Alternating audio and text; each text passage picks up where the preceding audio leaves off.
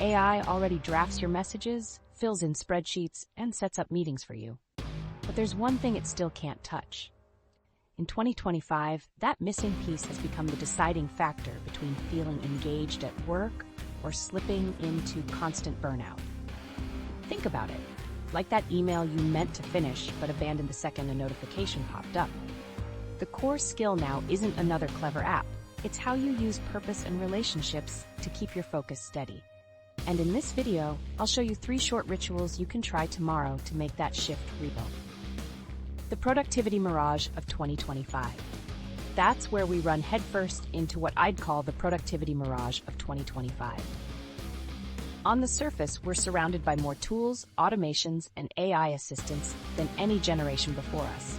Screens are crowded with calendars, dashboards, and notification badges, all promising to make life simpler. Yet in reality, attention is increasingly fragmented. Microsoft's internal telemetry shows workers now get interrupted roughly every 2 minutes during core working hours.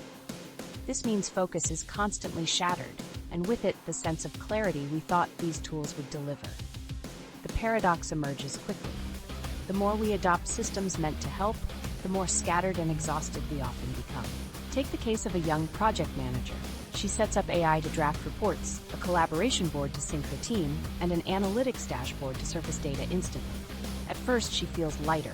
What took hours now drops into her inbox neatly prepared. But gradually, her days shift into a cycle of approving drafts, acknowledging alerts, and fielding nudges from half a dozen apps. The work looks efficient on paper. In practice, she spends more time checking outputs than connecting to the purpose behind them. Instead of exercising judgment or creativity, she feels like a traffic cop waving endless automations through. That sense of detachment is what many describe as the hidden cost of automation. Measured through volume alone, AI raises output. The St. Louis Fed's research estimates that early adopters report saving about 5.4% of their own working hours, which translates to only around 1.4% of all work hours saved across surveyed samples. So while tools achieve measurable efficiency, those gains aren't changing the lived experience of most professionals in a dramatic way. The numbers grow, but the human feeling often shrinks. People describe the pace as faster yet emptier, a strange mix of acceleration and disconnection. Remote and hybrid work have played into this dynamic too. Workers exchange commutes for back-to-back screens, meetings stack closer, and without hallway pauses or breaks, exhaustion builds more quietly but more steadily. It's not just people's opinion either. Gallup's global data shows only about 23% of employees report being engaged at work. That means the majority are basically disengaged and unenthusiastic day to day, despite having more advanced systems on their desks than ever. In short, the tools are not closing the gap between effort and meaning. What becomes clear is that productivity in the modern workplace is no longer about counting tasks. A checklist can be long without the work having much substance. True productivity always comes back to alignment, the way attention, energy, and intention point towards something significant. When alignment breaks, effort feels hollow. Hollow effort doesn't just reduce performance, it accelerates burnout. Professionals lose the thread that links what they're doing to why it matters. And once that happens, even automation feels like a burden. Consider 2 people on the same team with the exact same software. One spends the day in constant reaction, dragged from update to update, attention sliced into tiny shards. The other filters out what doesn't matter, invests energy in a few key actions, and ends the day with momentum. Both technically use the same tools, but their outcomes are very different. The distinguishing factor is not the technology, but the discipline over where to direct human focus. That's the part no system can replicate. You can't automate away distraction, and you can't outsource focus. Install every reminder app you like, the interruptions will continue until you train yourself to protect attention deliberately. The advantage now isn't speed of execution, that's handled by automation, but the ability to choose which things deserve sustained concentration at all.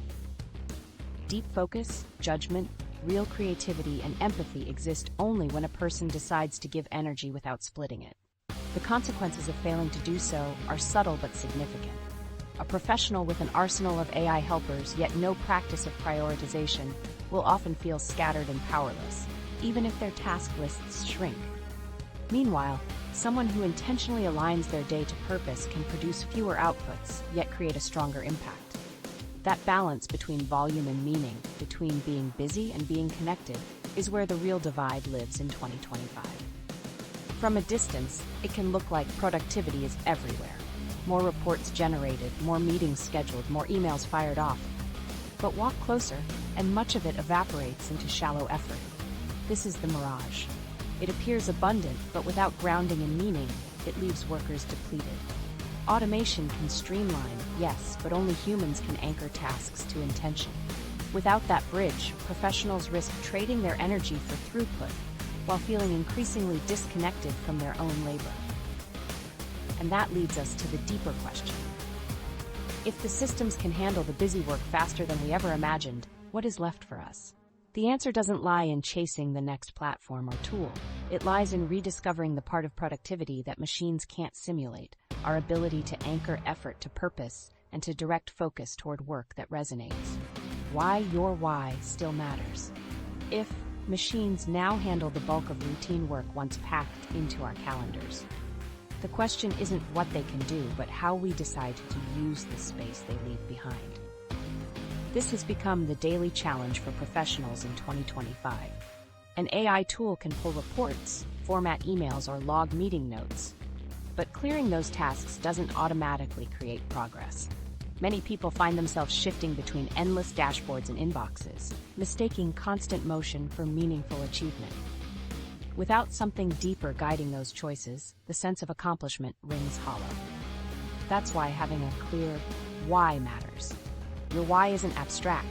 It's the anchor that filters distractions into direction. Without it, every software update, every reminder, and every clever productivity app just adds more noise. Imagine setting off on a road trip with the best car and perfect roads, but no destination typed into the GPS. You'd drive a long time, but you wouldn't actually get anywhere you wanted to be. That's the risk of working without purpose. Movement is endless, but meaning slips away. Simon Sinek, who has written and spoken extensively about purpose, points out that our why usually forms early in life and acts as a stable foundation for how we choose to act. When we reconnect with it, daily work takes on weight beyond simple output. This idea doesn't promise instant clarity for everyone, but it does highlight why grounding everyday actions in something bigger increases the odds of sustainable motivation. Purpose doesn't eliminate pressure or interruptions, but it gives you a compass for moving through them. The challenge is practical. How do you bring something as large as purpose into the scale of a single workday? The answer isn't to chase inspirational slogans, but to build rituals that keep alignment close at hand. One effective approach is the micro-plan. Instead of thinking in 8-hour blocks, think in stretches of 15 minutes. By shrinking the frame of time, the gap between purpose and action closes. For example, if your why is to make complex information simple for others, then in each small block you can ask one question: which task here best reflects that? The idea sounds almost too small to matter, but in practice, it lifts an ordinary task into something pointed. Over a day, repeated choices create momentum. Over weeks, they reshape your calendar around meaningful work. To make this system tangible, start tomorrow morning with one test. Designate your first 15 minutes not as time to catch up on messages, but as a why block. Pick one task this week that reflects your purpose most clearly. Spend those minutes on it before touching anything else. That single action rewires how the rest of the day unfolds. And unlike vague resolutions, it's specific enough to measure. You'll know if you did it or not. Over time, those micro decisions reduce wasted energy. Without a why, professionals spend hours debating whether to join meetings or clear more emails. With a why in place, the answer surfaces more quickly. Does it help advance what matters, or doesn't it? The process doesn't guarantee every day feels fulfilling, but it increases the odds of ending a week able to point to highlights that actually align with your deeper drive.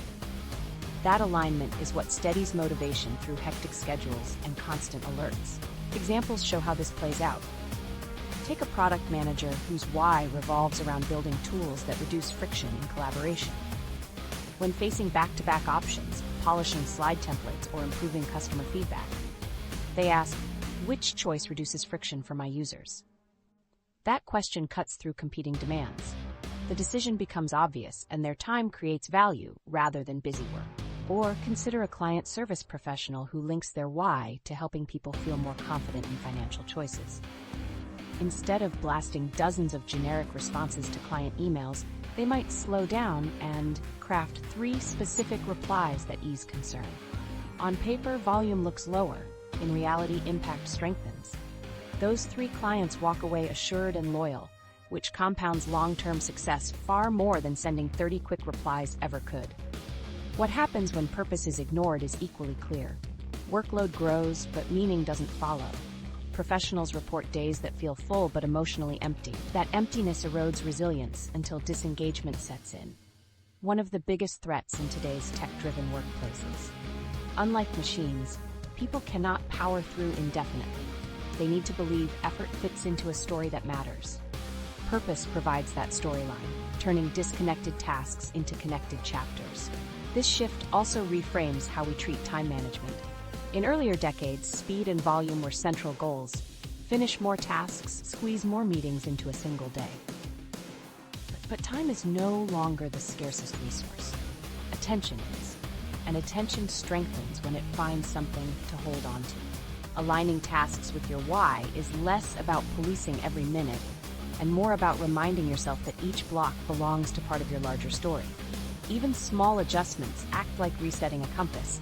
You avoid drifting off course without realizing it. Purpose isn't frozen, of course. It adapts as circumstances change. If AI automates yet another segment of daily routine, it creates a fresh opportunity. You can use that recovered time to deepen what most connects to your why. What doesn't shift is the principle. Stay aware of your deeper drive, let it shape daily workload, and keep rechecking it against evolving situations. Critics sometimes dismiss the focus on purpose as too vague compared to quantifiable metrics like revenue or task completion. But in practice, metrics often improve when purpose directs attention. That doesn't mean instant success. It means fewer wasted cycles. Purpose won't guarantee constant motivation, but it does increase the chances that motivation lasts long enough to create results. Rather than energy leaking into scattered activity, it accumulates into consistent progress. AI may erase large parts of repetitive work, but what remains is not trivial. Even if 70% feels automated, the remaining 30% is where judgment, creativity, and commitment live. With a why, that space becomes powerful enough to drive innovation and resilience. Without it, it easily collapses into cycles of fatigue. The choice recurs hundreds of times a day, each time you decide how to spend your next small block of work. Ask yourself, does this block connect to my why? Then act on the answer. When you make that practice a habit, progress moves past task completions and toward impact. But purpose doesn't work in isolation. Even the clearest personal why eventually meets a challenge, the social reality of work. We don't operate in sealed bubbles. We navigate teams, clients, and networks of people who shape how work feels. If purpose anchors you internally, relationships determine how sustainable that purpose becomes externally. And that is where the next shift emerges, turning connection into your competitive edge. It's one of the sharpest paradoxes of work in 2025. We've never had more ways to communicate, yet a striking number of professionals say they feel isolated at work. Calendars overflow with back-to-back video calls, group chats, and team updates, yet many admit that even after hours of talking, they don't feel truly connected. Gallup's recent data makes this visible. About 20% of employees reported experiencing a lot of loneliness the day before. The number rises to around 25% for fully remote workers, while only 16% of on-site workers reported the same. Digital contact has not erased loneliness, it has often deepened it. The gap shows up in more than just mood. Belonging has become one of the strongest predictors of retention. Companies frequently misread why people leave, assuming it's about salary or titles. Gallup also reports that only about 23% of employees are engaged at work, meaning most are either disengaged or actively struggling. When you break it down, the missing ingredient often isn't money, but connection. pay without belonging doesn't anchor people to a team for long. Employees describe leaving despite stability because no one invested in them personally or showed real curiosity about their growth. In the remote era, that absence expands quickly. Distance strips casual interactions, and formal check-ins rarely compensate. Most organizations try to patch the issue with more software, an additional project board, another chat channel, or the latest AI meeting assistant. Those systems smooth workflows and save a few minutes, but they don't restore the feeling people miss. In fact, they risk making matters worse. When updates are reduced to automated summaries, you stop seeing the person behind the task. A teammate becomes their last completed ticket or written response. The more efficient the channels become, the less space is left for human exchange. That undercurrent of invisibility is what drives many resignations, even in otherwise stable teams. What actually holds a group together is often much smaller in scale and more personal. A short one-to-one conversation, even 10 minutes where the only agenda is "how are you managing this week?" sends a stronger signal of value than another slide deck. It doesn't demand deep advice or elaborate planning. It shows that someone is paying attention. Managers who protect even one of these non-task conversations each week tend to see tension surface earlier and trust deepen over time. Colleagues begin flagging concerns without hesitation, knowing they'll be heard. That simple ritual is not fluff. It prevents bottlenecks before they happen. You can see the difference clearly when comparing two similar teams. Both might have the same advanced collaboration software and equivalent workloads. One keeps updates strictly transactional, status reports, quick approvals, deadlines. In the other, leaders carve out those 10-minute personal check-ins. The second team tends to adapt faster when problems emerge because issues aren't buried in silence. Neither team technically spends more hours working, but one saves time by avoiding repeated friction. The link isn't the toolset, it's the level of trust that grows through deliberate human contact. Connection also shapes motivation in ways metrics often overlook. Work is not powered only by incentives. The sense of being part of something greater changes how effort feels. Think of the difference when a teammate notices you're overloaded and checks in unprompted. That 2-minute exchange can turn a heavy week from something you endure to something you navigate together. People shift their mindset from working for personal output to contributing to a shared goal. That shift is not cosmetic. It alters the quality of energy people bring to their roles. No automation can reproduce that effect. This is why connection now functions less as a bonus and more as a decisive advantage. For years, organizational strategy leaned heavily on automation, assuming efficiency gains would automatically lead to better outcomes. But time savings are not the bottleneck anymore. Connection is. A fully equipped team with no trust can sit through twice as many meetings while producing half the impact. By contrast, a team that invests a little in personal ties moves with less hesitation, shares knowledge quickly, and absorbs stress without splintering. Their edge isn't speed from machines, it's stability from relationships. Take the case of a growing startup embracing all the newest AI tools. Coordination looked flawless on paper. Instant visibility, automated scheduling, detailed summaries, yet turnover kept climbing. Exit interviews revealed a consistent theme. People felt invisible and replaceable. By contrast, another organization in a similar, remote setup tested a different habit. They gave every employee one short weekly conversation not tied to deliverables, just space to check in personally. The result wasn't just lower attrition. Metrics like responsiveness and project completion also improved because workers weren't burning energy on hidden frustrations. One group invested in to build culture, the other invested directly in culture itself. The second saw results that technology alone couldn't deliver. Some argue these relational rituals are too costly to maintain. Why spend precious hours on unstructured talk when deadlines press? The flaw in that logic is what goes unmeasured. Delays from miscommunication, churn from disengagement, or the drag of unspoken friction.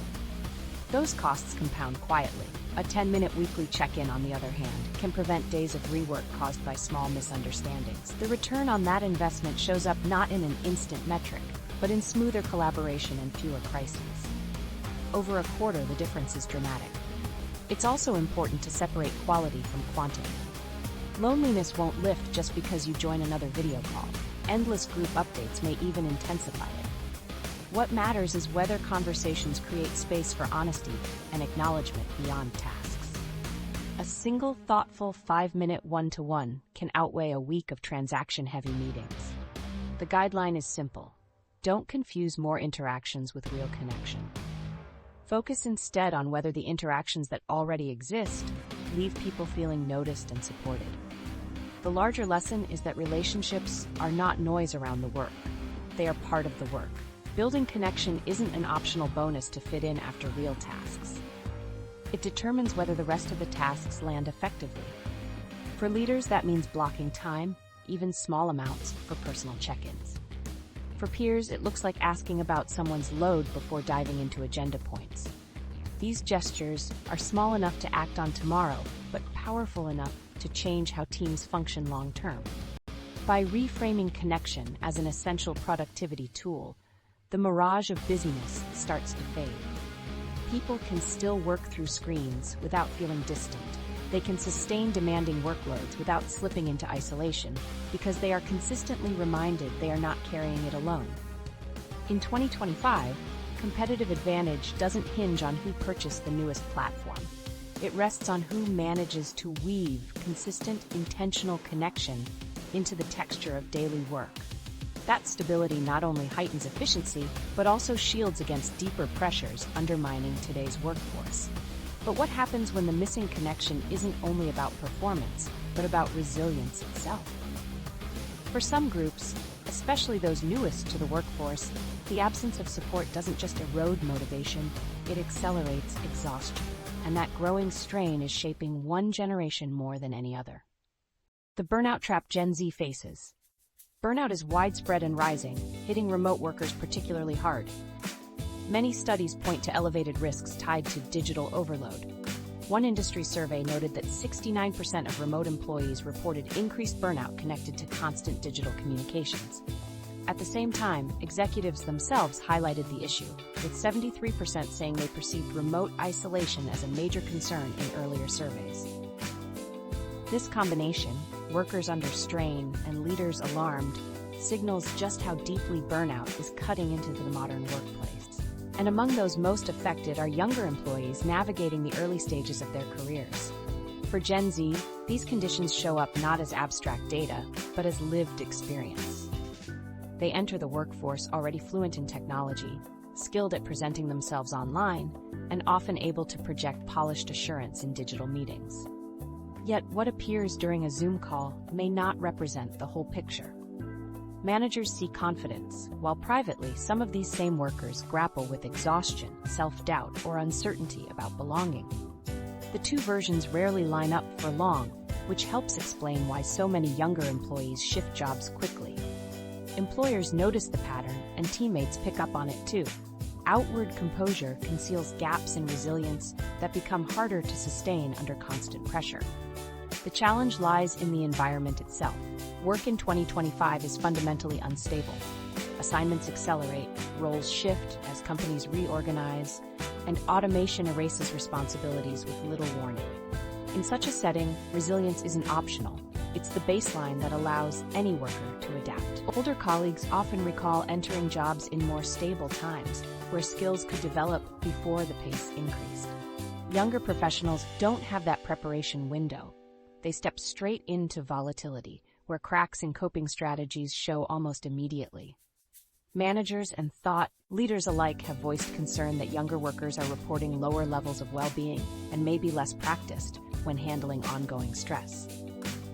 Gallup supports this worry, noting that among employees under 35, the share who can be considered well-being thrivers dropped from 35% to 31% as recently as 2023. On the surface, however, many younger workers continue projecting strength. Social platforms have normalized curating updates that look successful, clever, or enthusiastic. That habit transfers into professional spaces. Polished answers on calls, upbeat energy despite long hours, and careful appearances that signal competence. It works until the call ends. Afterwards, many describe a sharp sense of isolation, wondering whether they are actually learning fast enough or whether they truly fit in their teams. Pressure accumulates quietly. Instead of being spoken about directly, it often emerges through abrupt resignations or rushed job changes. Organizations see rising turnover. Individuals find themselves starting over again and again without building deeper resilience. Remote work makes matters more complicated by blurring boundaries. Laptops are rarely shut, phones carry notifications well past dinner, and the same screens that serve meetings also deliver entertainment and friendships. Gen Z, who have grown up with a seamless blend of digital and personal life, accept this overlap without hesitation. But the cost is subtle and chronic. Recovery time shrinks until it nearly disappears. Even after tasks end, reminders of work stay visible. In that constant environment, stress never fully winds down. What feels normal day to day actually becomes a drip of tension that slowly eats away at motivation and well-being. It would be too simple to tell young professionals to just be more resilient. Resilience isn't a switch. It develops like physical strength, built through structured habits repeated consistently. One practice with outsized impact is the digital recovery break. Unlike ordinary pauses that keep someone scrolling on another app, these breaks demand stepping away entirely from screens. Even 5 minutes outside, stretching, or focusing the eyes on something distant can reset the nervous system. These small resets compound and reduce the cumulative load of stress. For Gen Z, who often default to more screen time when resting, the distinction between escape through scrolling and true recovery is critical. Another practice that supports sustainable growth is the failure reflection log. Modern workplaces often hide mistakes or minimize discussion about them because image management feels safer. Younger workers are especially sensitive to this pressure, fearing that openness might compromise their credibility. Yet resilience grows most when setbacks are acknowledged. A weekly failure reflection log does not require long writing, just a short entry summarizing what went wrong, the context, and one lesson to carry forward. Over weeks, it builds a trail of recovery rather than a record of shame. Reframing mistakes this way takes them from something fragile to something usable, creating evidence that challenges are survivable and that progress exists even when outcomes aren't perfect. The point is not the act of writing alone, but the shift in narrative it creates. When logs accumulate, patterns appear, repeated triggers for errors, and equally, repeated recoveries.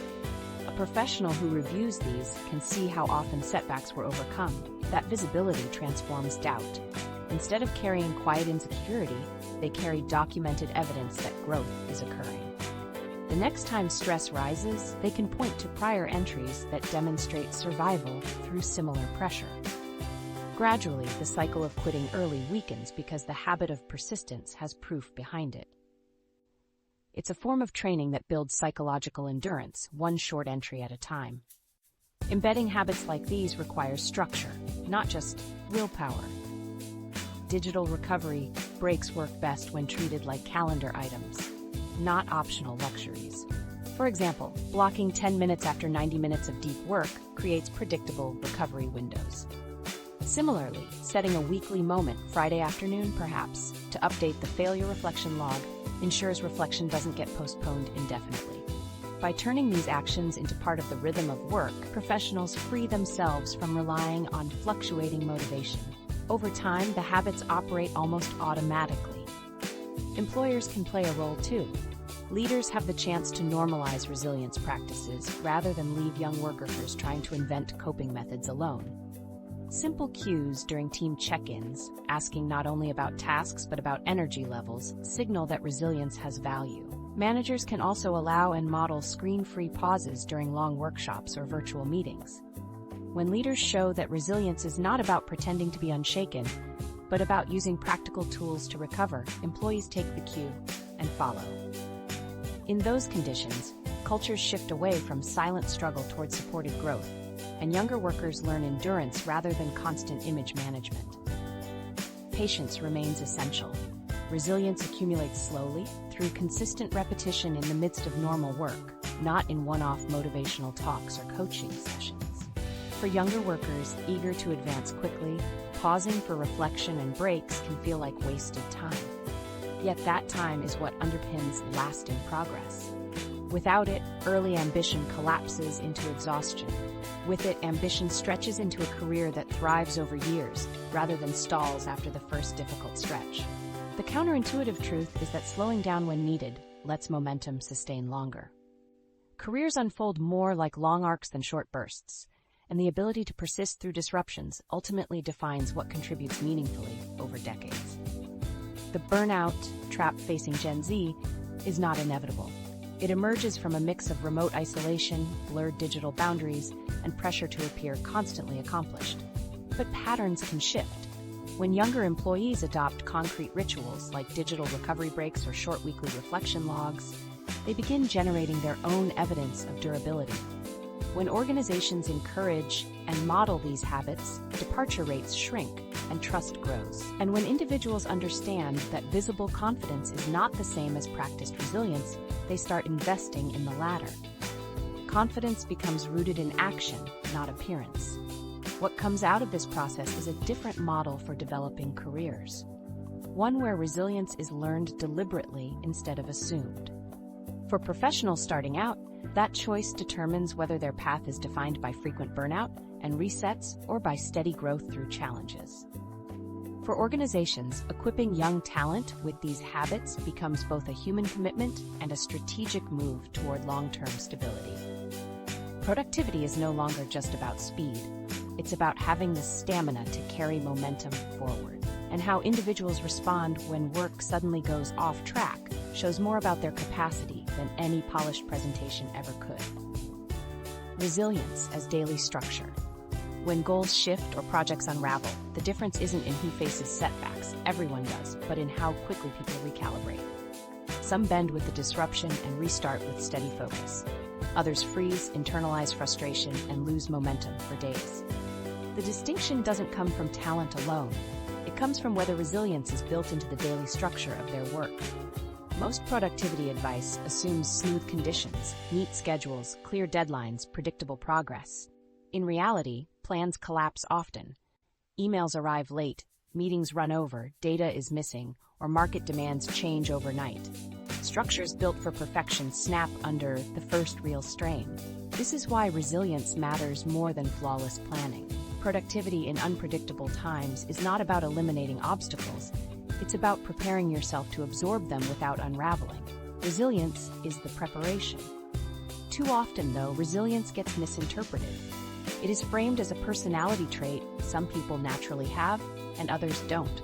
In practice, research shows the opposite. Resilience is learnable. One systematic review published by positive psychology researchers highlights how resilience training and repeatable rituals produce measurable improvements in workplace well-being and lower levels of burnout. The takeaway is simple but powerful. Resilience grows from small, structured actions woven consistently into a person's day. And it's those daily actions, not heroic bursts of willpower, that separate sustainable performance from collapse. Instead of staying abstract about resilience, it helps to turn the concept into concrete micro-habits. 3 short rituals can anchor a workday in resilient structure. The first is morning grounding. Spend 5 to 10 minutes before starting your day with a deliberate ritual that signals stability. This can be as straightforward as writing a short priority note on paper, stretching, or taking a brief step outside. What matters is not the activity itself, but the consistency. By starting the day on your terms rather than diving immediately into a flood of incoming requests, you teach your mind that you own the initial frame. The benefit is energy. The first disruptions that arrive feel manageable rather than overwhelming. The second is a midday reset. Here, choose a short 10-minute practice, a walk outside without your phone, clearing out your digital workspace, or a quiet pause with no notifications allowed. Midday is when mental clutter peaks, and a reset helps recover attention before the afternoon workload lands. Most professionals mistake downtime for wasted time. In practice, these minutes save far more across the day by cutting the cost of accumulated distraction. The benefit is focus. You return to tasks sharper than if you had powered through continuously. The third is an end-of-day reflection. Spend 5 minutes writing one short note about what went wrong, how you responded, and what lesson you'll take forward. It doesn't need to be elaborate. Just a handful of lines provide the value. Without this ritual, mistakes blur into negative emotion and repeat silently. With it, errors get cataloged as evidence for learning. The benefit is perspective. Setbacks no longer feel like permanent scars, but part of a rhythm of growth. These 3 rituals, the grounding start, the midday reset, and the reflection close, share one quality. They are short enough to practice daily without resistance. Over time, they transform how pressure is carried. Rather than spiking stress or derailed concentration, workers develop predictable spaces to rebalance and realign. The rituals don't remove challenges, but they change the body and mind's posture toward them. Compare 2 professionals reporting to the same team. Both get hit by unexpected data errors late in the process. One reacts by working longer hours, chasing the fix into the night, waking up drained. The next day is already compromised. The other, trained in reflection, logs the cause, blocks time earlier for validation next cycle, and ends the workday without spiraling. They come back fresher and more precise in the following week. The task difficulty was the same. The difference was structure. Resilience also depends on how calendars are designed. A schedule with only back-to-back tasks may look efficient, but in practice it's brittle. A single delay or surprise email can set off a cascading backlog. Inserting protected spaces for grounding, reflection, and recovery reshapes the structure. At first glance, those moments look unproductive. Look closer over weeks, and they shield against wasted hours of burnout or crisis recovery. The lesson is that structure itself must include resilience, not merely task completion. There's also a social dimension. Resilience grows stronger when normalized across teams, not just practiced alone. When managers invite 5 minutes at the end of a meeting for people to share small lessons learned, or when colleagues ask about each other's personal anchors at the start of a week, resilience enters the culture. Failures stop being silent struggles, and teams start to see their own setbacks as shared territory, not shameful gaps. That social reflection reduces invisible stress and speeds adaptation. This may sound basic, but that is precisely the power. Resilience does not require dramatic interventions. It grows from consistent, incremental actions. Waiting until crisis strikes to practice resilience is like training a muscle only on the day of the race. It doesn't hold. True stability comes from habits repeated before difficulty arrives. Just as athletes train movement into muscle memory, professionals who weave resilience rituals into their days create performance under pressure that looks natural, but is anything but accidental. Organizations that adapt to this reality are beginning to change what they reward. Instead of spotlighting only the worker delivering the fastest turnaround, they are starting to value employees who model sustainable structure. Leaders who openly practice grounding, protect reflection, and respect recovery time signal that these routines are professional strengths, not weaknesses. People mimic what they see rewarded. Over time, recognition of resilience behaviors spreads as a new norm. Teams then shift from cycles of exhaustion toward stability by design. Daily resilience doesn't erase ambition, it channels it into sustainable form. Anyone can sprint for a quarter driven by adrenaline. But the best workplaces in 2025 recognize that long-term performance depends on workers who can adapt without collapse, maintain energy throughout strain, and continue to deliver when conditions refuse to cooperate. The engine of that adaptability is not luck or innate toughness. It is the quiet scaffolding of repeated micro-habits that keep workers grounded, reset, and learning across changing circumstances. Seen this way, resilience becomes a skill set as practical as time management. Where old productivity systems tracked minutes and tasks, resilience systems attach stability to those minutes. They protect attention, protect health, and protect learning capacity. And in an environment already stretched by automation, remote overload, and constant interruptions, those protections are not nice to have, they're decisive advantages. But resilience exists within a larger ecosystem. Protecting attention and energy sets the stage for productivity, yet much of the modern workplace's friction does not come from the tasks themselves. It comes from how people coordinate, and especially from the conversations that never happen. When teams avoid the difficult exchanges that could provide clarity, hours slip away silently. The next barrier to effective work is no longer personal stamina, but the willingness to speak up when it matters most. Why difficult conversations boost team flow? How much progress slips away in teams simply because no one is willing to speak the hard truth? Projects often get stuck not because the idea itself is flawed, but because no one voices the concern that everyone quietly recognizes. Meetings drag on, follow-up calls multiply, yet the real obstacle remains untouched. That silence is never neutral. It drains hours, sometimes weeks of effort. Avoidance may feel comfortable in the moment, but over time it slows output far more than conflict ever could. Remote work has magnified the cost. A question that might have been settled in a quick hallway chat now lingers unspoken on a call or buried in chat threads. One vague comment in a message becomes the basis for weeks of thought. Incorrect work. By the time the misunderstanding surfaces, the cost of rework is steep. According to Microsoft's internal research, most employees face interruptions every couple of minutes during peak work hours, and jammed calendars mean there is little margin to course correct. That's why a short, early, direct conversation can prevent days of wasted execution. It is not just about honesty, it is about efficiency. Reluctance to raise difficult points usually stems from fear. Fear of conflict, fear of being judged, or fear of damaging relationships. But holding back doesn't preserve harmony, it erodes it. Interactions grow more cautious, assumptions spread, and tension builds quietly. The outcome is not unity but confusion.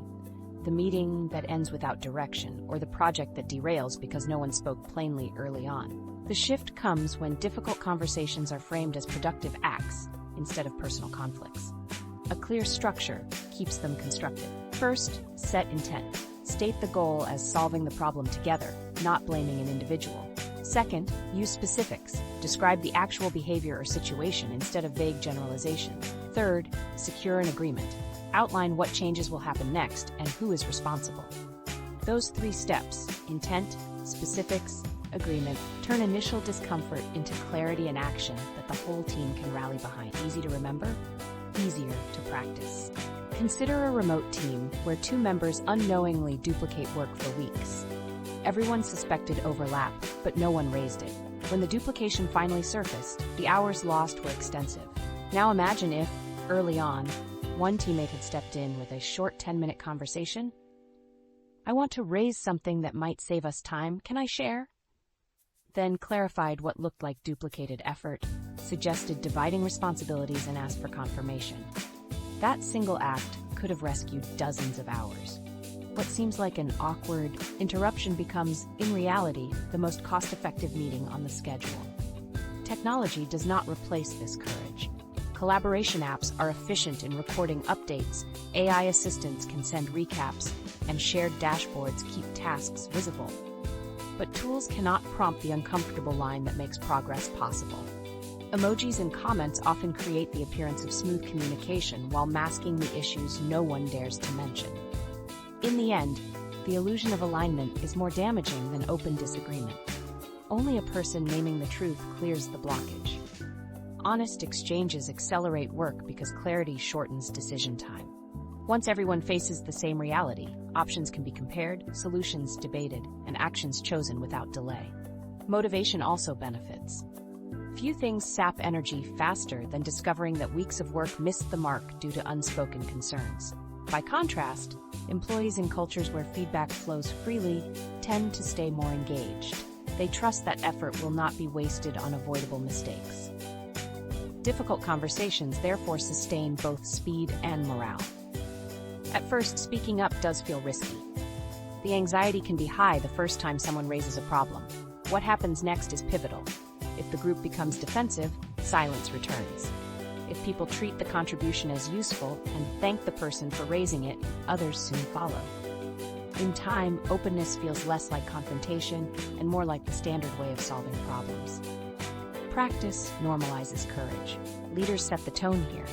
When managers openly invite challenges to their own decisions, when they respond constructively to dissent, and when they make accountability visible in their own roles, they send a powerful signal. Courage is safe. The ripple effect is strong. Once a leader demonstrates that honesty is welcome, team members begin to model the same. Over time, candor becomes not the exception, but the rule. The results are concrete. Meetings shrink in length because difficult issues don't linger across multiple sessions. Projects move faster because misalignments are resolved long before they grow costly. Emotional pressure eases because frustrations do not sit in silence. These are not abstract cultural wins, but practical time savings.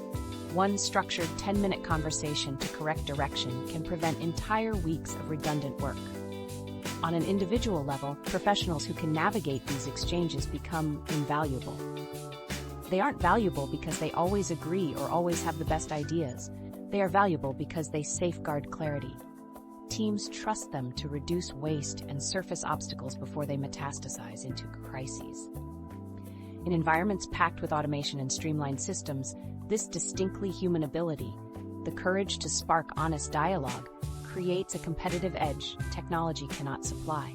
So ask yourself, how many hours could your team reclaim by replacing silence with truth? The answer is often more than you expect. Skipping awkward conversations may appear to save time in the moment, but it actually guarantees bigger losses later. The smartest teams acknowledge that structured candor is not a soft skill, it is a driver of flow.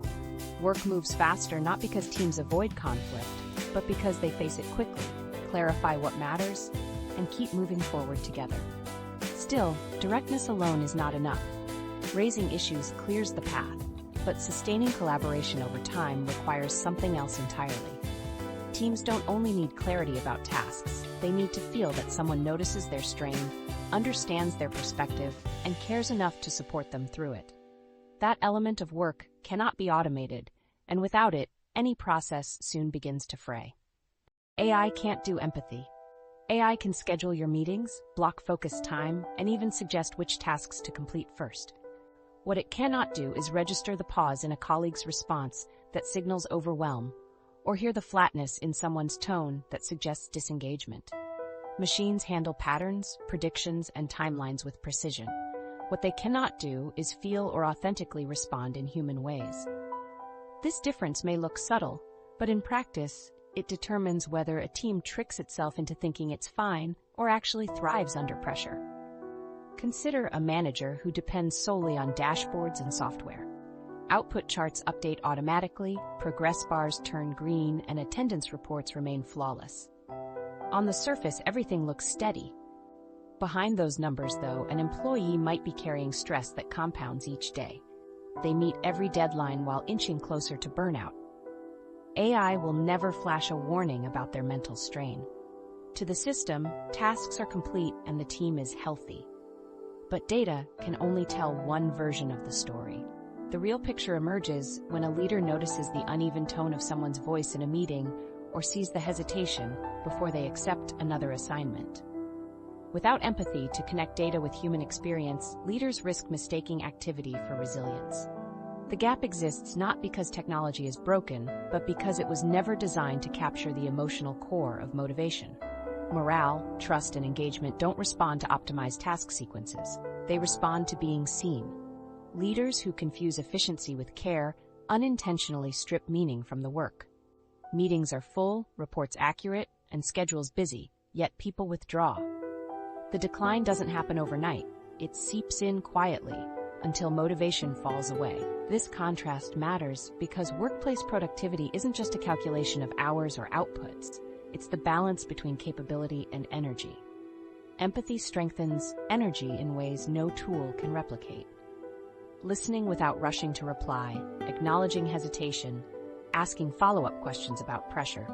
These don't demand elaborate programs or major investments. They demand attention.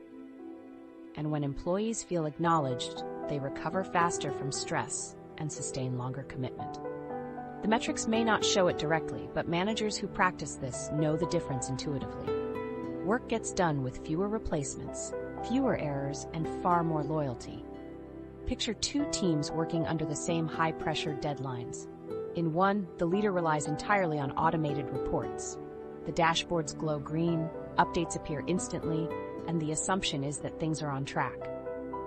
In the other, the leader spends 10 minutes a week on personal check-ins, specifically asking not only about progress, but about how people are holding up. When pressure rises, someone speaks openly, and adjustments follow. Fast forward a few months, and the difference becomes visible. The first team shows higher turnover and declining innovation, even if deadlines were met. The second continues producing creatively and sustains retention. The gap in outcomes is explained not by tools, but by empathy. Empathy also protects clarity. Stress left unaddressed distorts communication. Overloaded employees might avoid asking questions and deliver half-formed work rather than risk admitting uncertainty.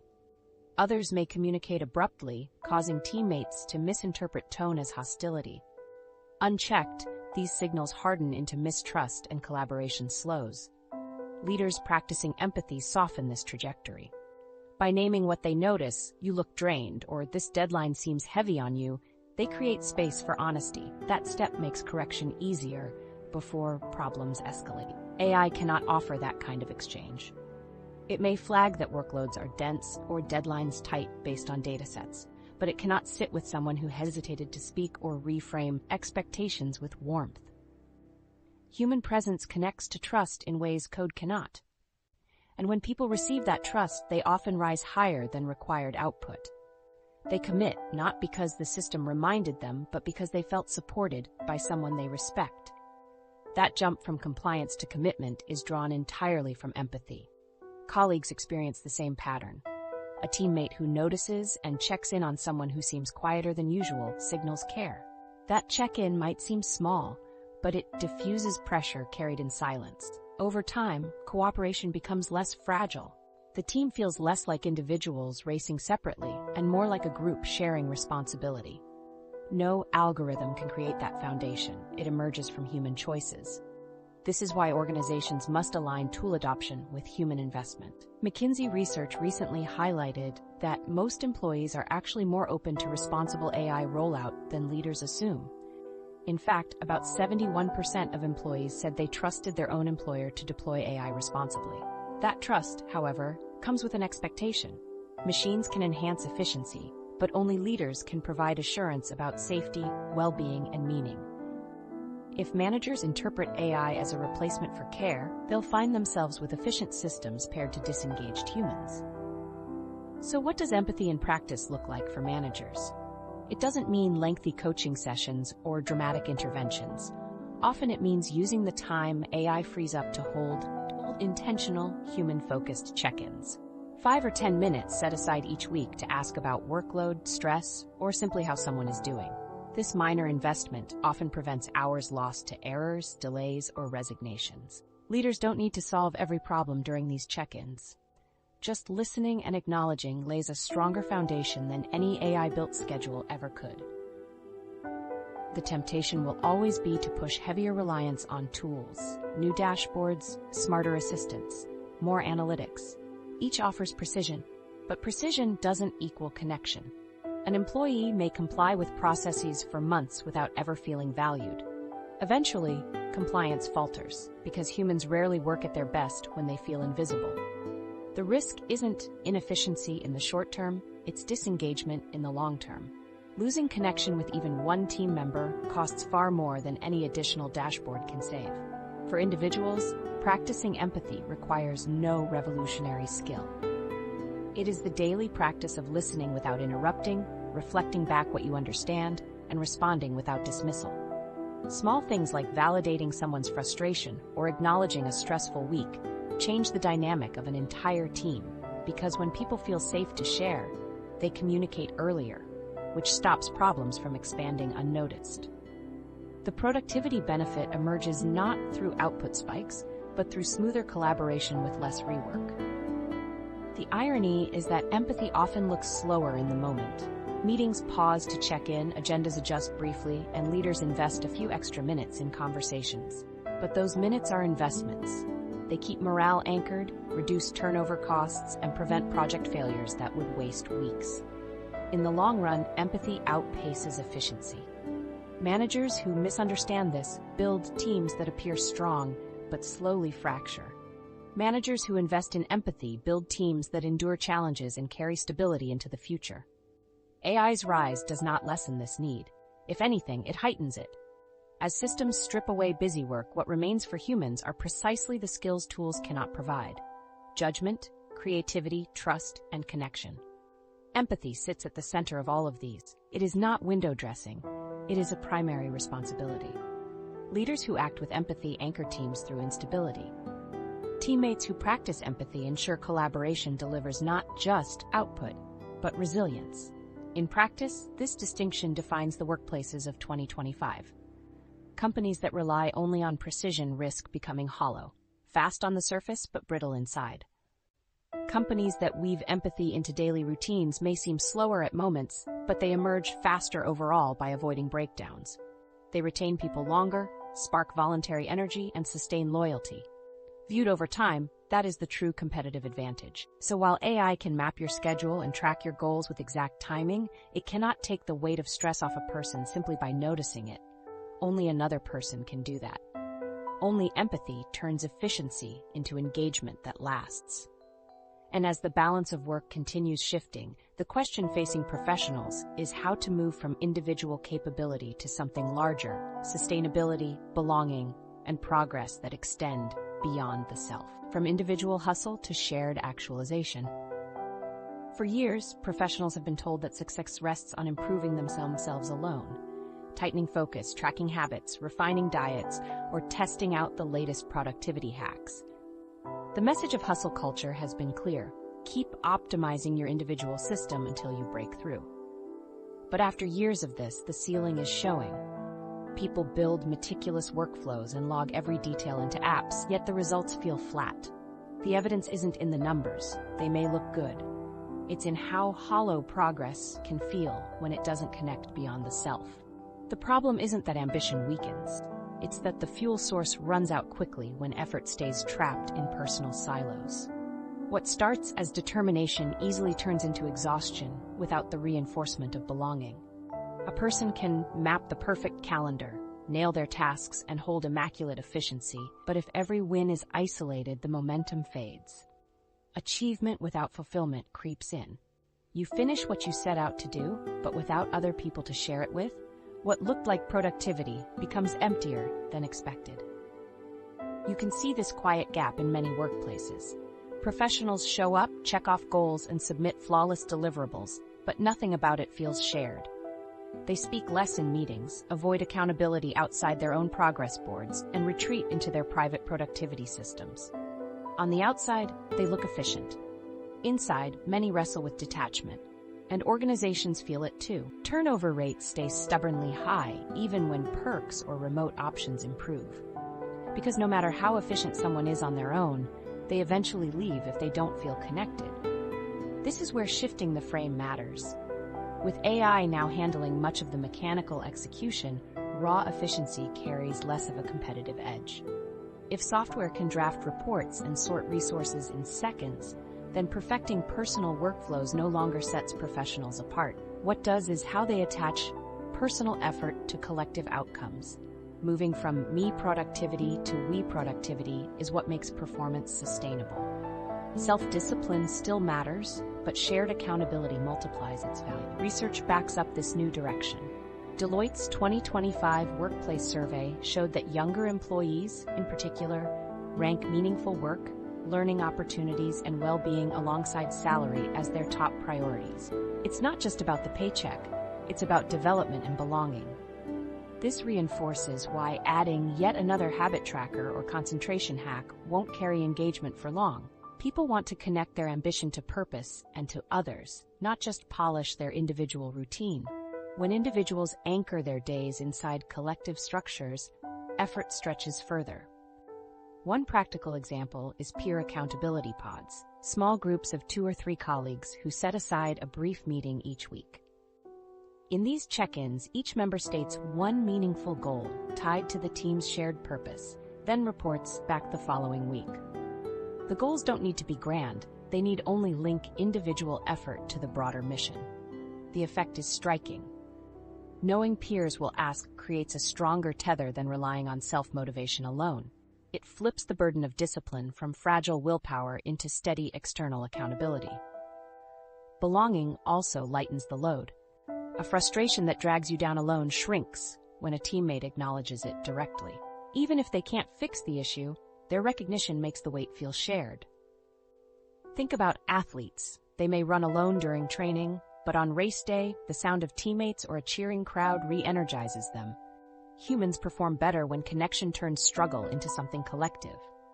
Yet most professional environments still encourage progress in solitude, reinforcing the illusion that collaboration diminishes individual value. In truth, structured collaboration multiplies it. To see this contrast, imagine two groups tasked with the same project. In the first, each professional follows their personal productivity system. Tasks logged, timers set, records meticulously kept. Progress looks strong until interdependencies appear. At those intersections, gaps emerge. Nobody is aligned on how the pieces fit together, so progress stalls. In the second, individuals maintain their habits but also use short daily check-ins to reset alignment. They address small problems early, cut redundancies, and name obstacles before they grow. The tasks themselves are no easier, but progress flows faster because commitment spreads across the group. Belonging fuels consistency, which leads to stronger output. Creativity also thrives in collective spaces. An individual optimizing in isolation often defaults to patterns that feel proven and safe. A group, however, sparks ideas interactively. One suggestion prompts another, perspectives collide, and unique solutions emerge. What companies celebrate as innovation is often just the natural byproduct of people bouncing ideas inside shared purpose. Far from watering down skill, collaboration allows dormant creativity to surface. Resilience grows inside these structures too. Alone, a missed deadline can spiral into days of self-doubt. But in a group, the sting distributes. Someone else offers insight, or picks up a piece of the load, or simply reminds you that the mistake isn't absolute. Recovery is quicker. Momentum returns within hours instead of lagging for days. That's not sentimentality, it's structural advantage. Groups trained in acknowledgement and support endure longer stretches of stress without collapse. None of this rejects personal responsibility. It reframes where the highest returns come from. Self-discipline sharpens your edges, but shared actualization stretches the arc.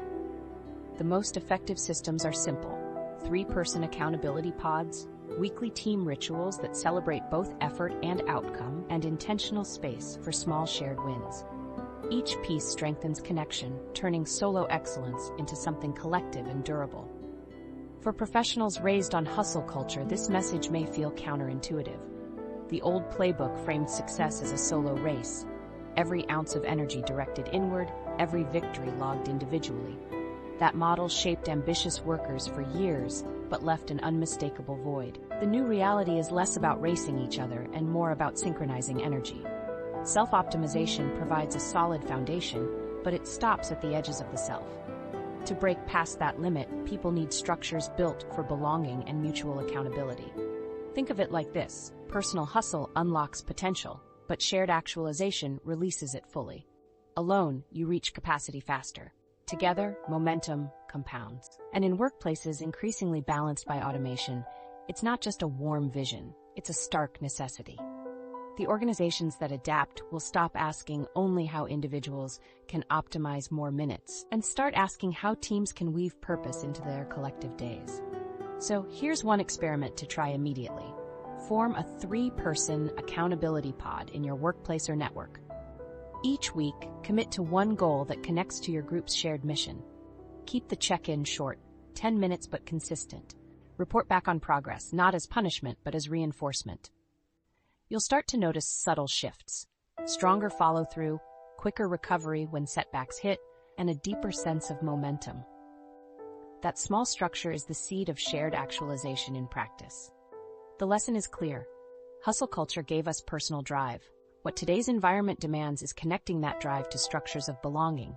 The ceiling on solo optimization is real, but in shared actualization, the ceiling lifts. Effort compounds, resilience strengthens, and creative sparks multiply. Those who adopt this approach won't just survive shifting conditions, they'll be the ones defining sustained success.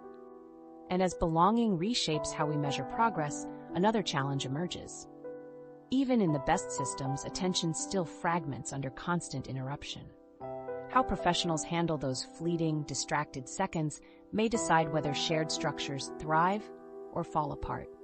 Micro-attention in an 8-second world. Modern work demands attention in fragments, and most of those fragments slip away unnoticed.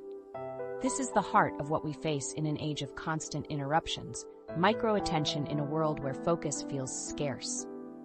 Microsoft's telemetry has tracked how workers get interrupted, on average about every 2 minutes during core work hours. These interruptions aren't always dramatic. The ping of a message, the alert during a meeting, or the quick reflex to check an app. But layered together, they scatter thinking constantly. You don't lose productivity in chunks, you lose it in slivers that accumulate into hours gone each day.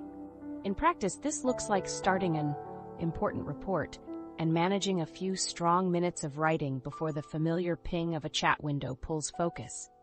You promise yourself a quick check, then skim through 3 other messages, maybe respond to one while you're there. When you return to the document, the thread of thought has evaporated. What you regain isn't immediate.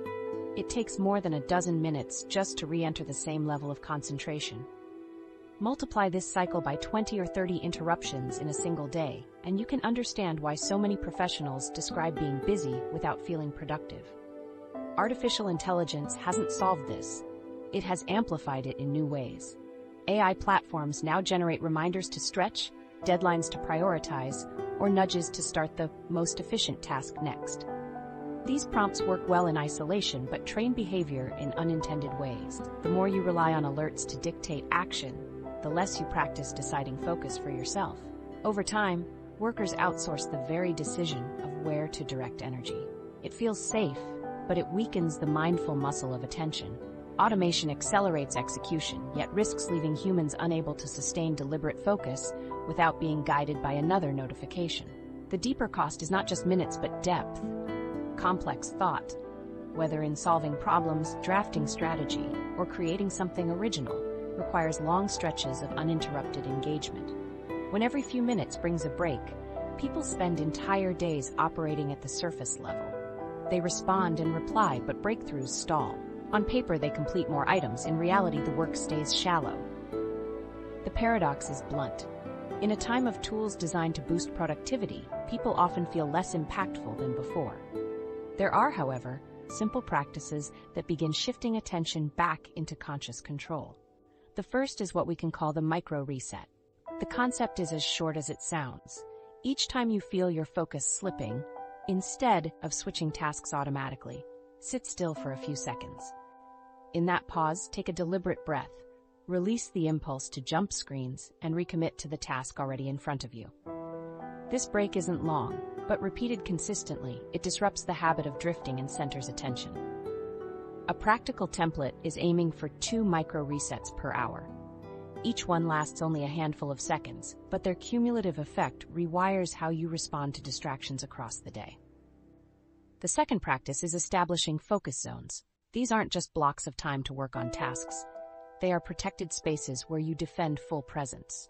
Begin small, just 20 minutes without messages or multitasking. Mark it in your calendar openly so colleagues can see that period as protected. As endurance grows, stretch the blocks longer, but focus on making them routine rather than occasional. Over weeks, these zones redefine productivity from how many tasks are checked off into how fully attention was devoted to the work that mattered. The difference is noticeable not only in quality of output but also in mental energy at the end of the day. What makes these practices effective is their simplicity. They do not require apps, elaborate systems, or specialized training. They rest on one truth: attention is a trainable habit. Just as physical stamina builds through repeated short workouts, mental focus strengthens through repeatable micro-rituals. Practicing resets when focus drifts and scheduling brief, non-negotiable focus windows builds capacity quietly in the background. Weeks later, people notice they can stay with challenging tasks longer without strain. Some might argue that in workplaces filled with constant chat streams and urgent updates, maintaining uninterrupted attention is unrealistic, but ignoring focus costs has proven even less realistic. The present model leaves people scattered, drained, and unsure why long hours rarely translate into meaningful progress. The goal isn't perfection. No one will avoid every alert, but progress toward greater stability. Even modest gains in intentional attention save hours that would otherwise dissolve in shallow multitasking.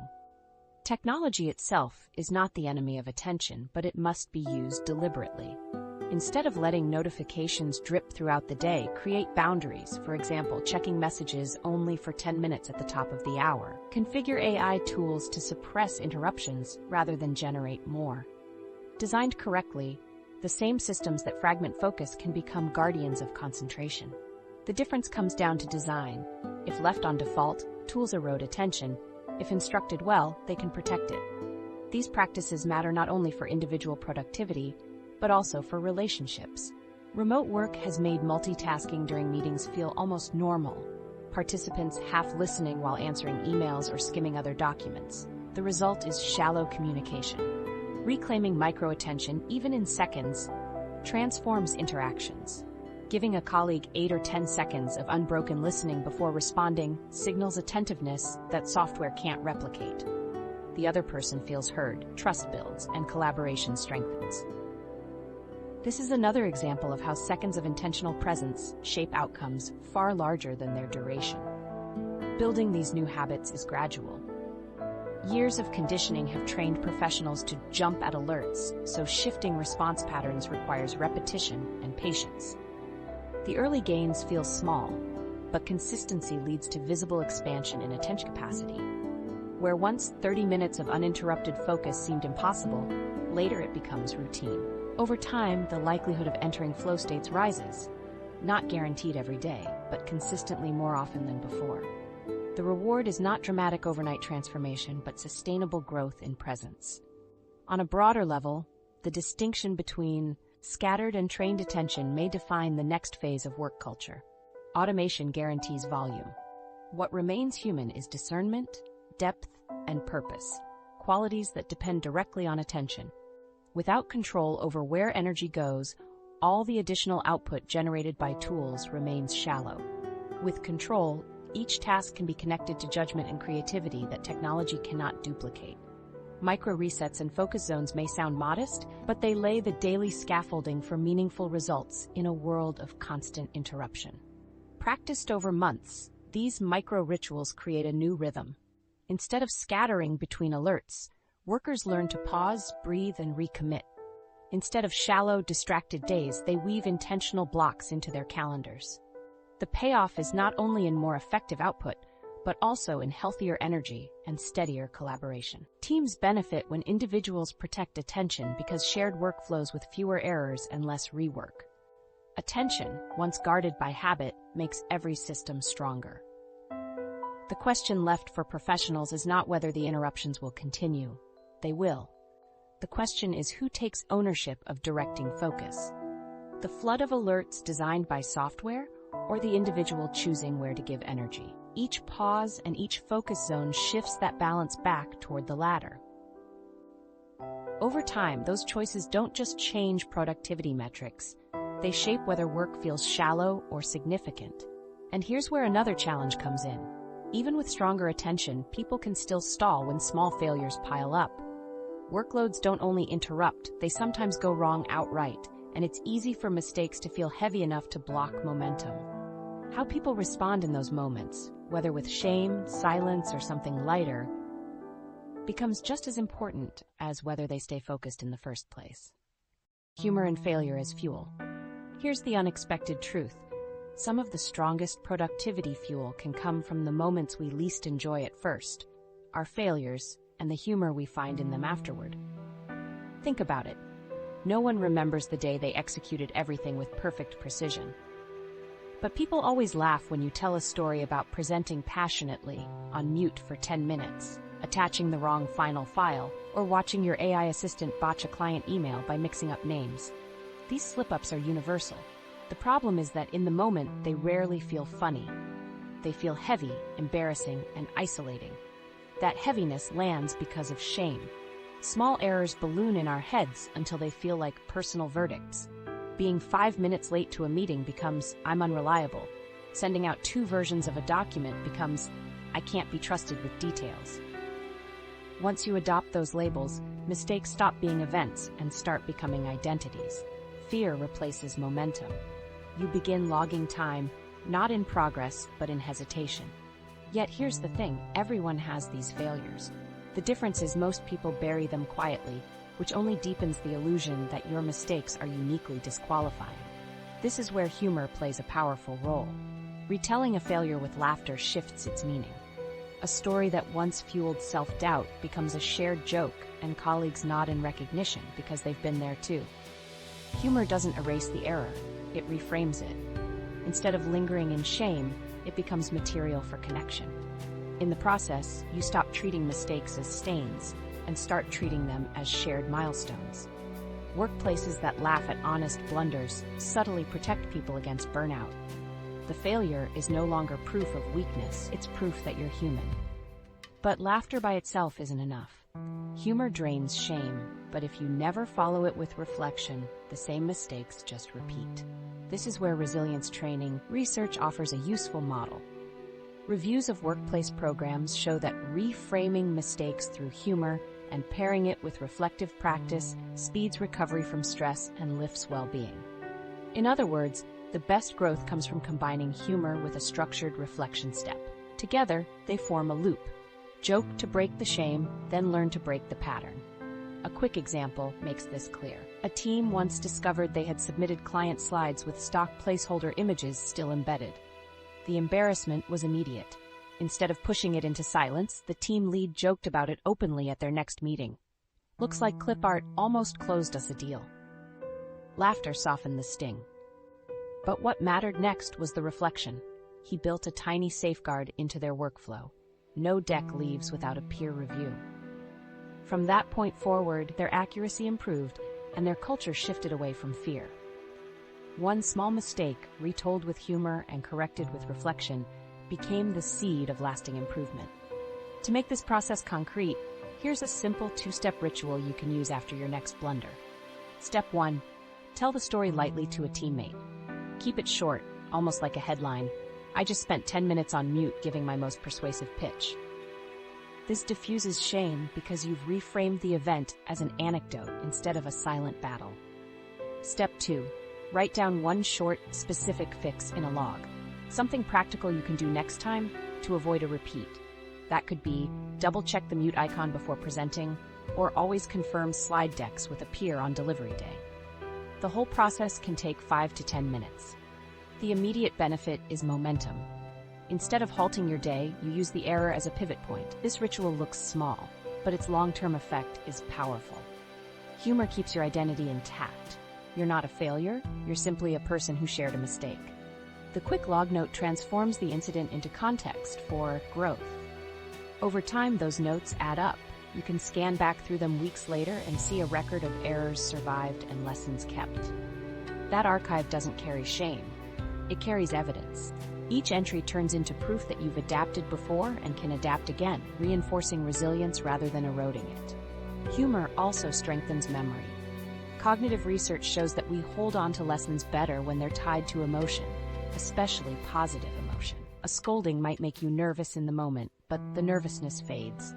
A lighthearted story, remember the Friday file fiasco, tends to stick, and so does the correction that followed.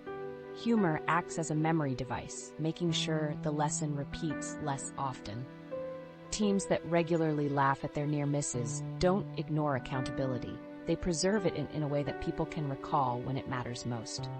What emerges over time is a very different workplace atmosphere. New employees feel safer when they hear veterans joking about their own past errors, instead of pretending to have spotless records. Experienced staff keep energy higher because they know their mistakes won't be treated as career-ending indictments. Teams adapt faster because failures get recycled into process improvements instead of spiraling into silence. The culture signals, we aren't perfect, but we move forward together. That rhythm keeps productivity tied less to the fantasy of flawlessness and more to the reality of steady resilience. Importantly, balancing humor with reflection doesn't mean trivializing consequences. Accountability remains. The difference is recognizing that accountability can be paired with lightness. You own the problem, you fix the system, but you refuse to carry toxic shame. Shame drains energy. Balanced humor and reflection conserve it. That's why professionals who apply this approach become known not as the ones who never err, but as the ones who always recover. And recovery, not the absence of mistakes, is the truest measure of resilience in a modern workplace. So next time you stumble, misfire an email, blank on a detail mid-presentation, or let your AI script a line you regret, don't bury it. Share a quick laugh with a colleague. Then write down one small correction in a private log. That's it. 10 minutes at most. You've diffused the weight and extracted a safeguard. Weeks later, your log will serve as a personal playbook for growth, and your stories will carry more levity than regret. Momentum stays intact, and the mistake that once felt exhausting becomes fuel. In the end, humor and failure aren't distractions from productivity, they're catalysts. Every workplace slips, every professional errs, every piece of automation misfires. Those moments aren't the cracks in progress, they're opportunities to build stronger foundations. What matters is whether you choose to laugh, reflect, and log the lesson, or whether you choose to hide. The former keeps teams resilient, individuals confident, and progress continuous. And when you step back, the larger pattern becomes clear. The tools of productivity will only continue to multiply. AI for scheduling, AI for drafting, AI for monitoring, but none of them can supply what humor and reflection provide, resilience through imperfection. Machines help complete tasks, but stories, connections, and laughter turn mistakes into momentum. That difference reveals something larger about the future of work, a truth worth carrying forward as we prepare to close this discussion. AI can manage your reminders, handle reports, and organize your schedule. What it cannot do is give meaning to your work, notice when a teammate is struggling, or create the trust that makes collaboration last. Those remain uniquely human strengths. Tomorrow, try one small experiment. Block 15 minutes for focused work that connects to your purpose, and take 2 minutes to check in with a colleague beyond the task list. Let me know in the comments which ritual you'll try, and subscribe if you want more simple, practical tools like this. Keep it small, keep it human, and momentum follows.